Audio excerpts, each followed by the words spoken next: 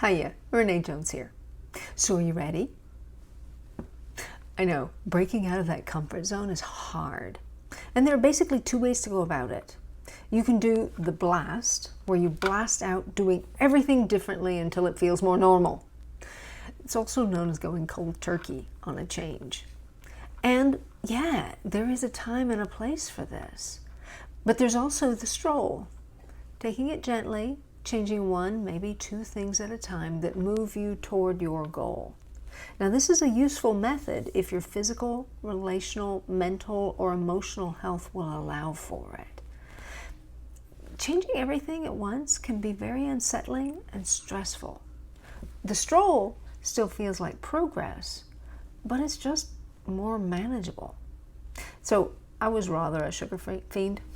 I could enjoy dessert at every meal, just a little finisher.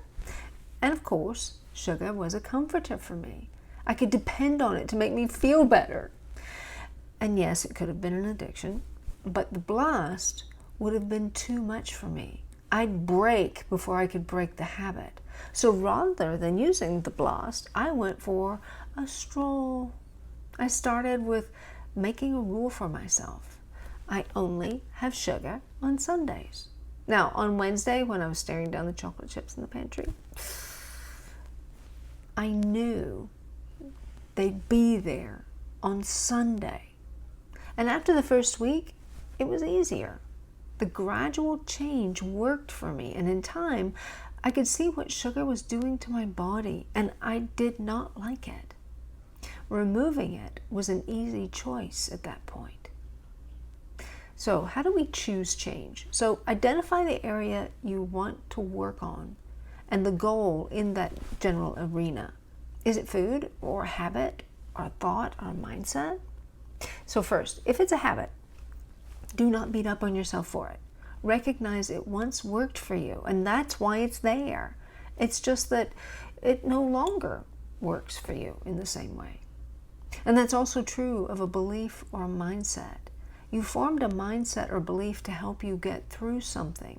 It had a purpose, but it's no longer as helpful nor in the right direction of who you want to be.